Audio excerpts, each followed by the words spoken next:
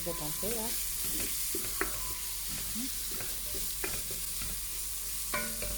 Tu sens l'odeur de l'oignon. Juste un petit peu. Après, tu prépares ta viande et tu la mets. Voilà, une fois ça a mijoté et tout, je mettrai la viande. Alors, la viande pour la shorba, c'est comme ça, coupée en petits morceaux, coupée. Ça, pour moi, c'est pas la shorba aujourd'hui, d'accord? C'est pas shorba.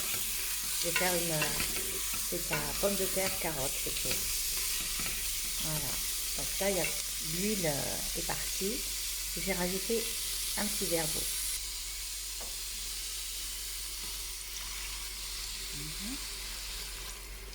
Voilà. Je rajoute le verre d'eau pour que je puisse mettre les épices. Je vais mettre les épices et pour que ça puisse... voilà. Je vais ramener mes épices. Je vais prendre une bonne cuillère de curcuma. C'est du paprika plutôt. C'est du paprika mélangé, c'est du paprika pimenté. Donc, j'en mets.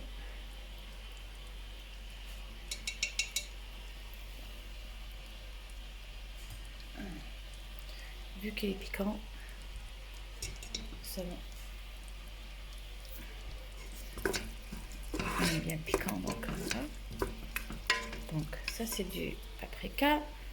J'ai de la coriandre. Regarde. Ça s'appelle cospa. Alors, la coriandre, tu peux en mettre autant que tu veux, beaucoup même, parce que pour la shorba, voilà. Pour la shorba, c'est très bon. Donc, alors ça, c'est la coriandre moulue, tu vois, et du poivre noir. Poivre noir pour ta shorba.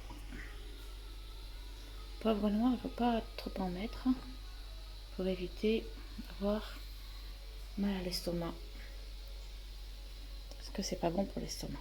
Après le curcuma, je le mets parce que je vais faire une soupe à pommes de terre carottes. Curcuma, c'est pas pour la shorba, d'accord? Mais tu peux en mettre et c'est bon pour la santé. Donc tu peux en mettre. Alors le plus important, il faut accentuer pour la coriandre moulue, poivre noir et bien sûr du paprika moulu. Paprika pas piquant, hein. Tu peux mettre paprika sans qu'il soit piquant. Sans oublier le sel, bien sûr. N'oublie surtout pas le sel. Et tout dépend du sel que vous avez. S'il est trop salé, s'il n'est pas trop salé, donc vaut mieux mettre une petite quantité. Vaut mieux que ça soit fade que salé. Quand c'est salé, tu peux plus rien faire. Après, moi, j'ai de la coriandre. J'ai de la coriandre congelée. D'accord? Tu peux acheter de la coriandre sèche. Non, la coriandre fraîche. Et la mettre tout de suite. Tu la laves et tu la mets au congélateur. Tu la laisses sécher, bien sûr. Tu la laisses sécher et tout. Et après, tu la mets au congélateur. Tu la coupes ou tu la mets comme ça en branche dans le congélateur, dans un sac. Après, quand elle est congelée, c'est facile à couper. Tu vois, j'ai laissé mijoter à peu près 5 minutes. Là, regarde, tu vois, après maintenant, je vois que la viande a bien pris les épices et tout. Bien sûr, il faut toujours surveiller à feu doux et tout, hein, pas très fort.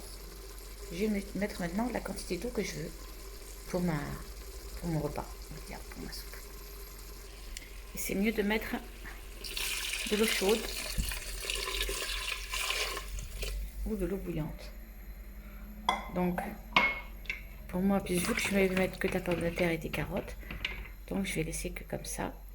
Après, moi j'ai mis des épices spéciales pour ce moment, mais là c'est juste pour toi shorba, d'accord?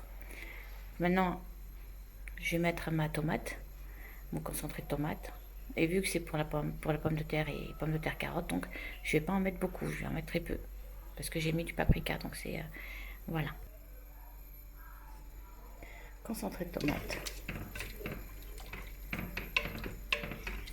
Voilà.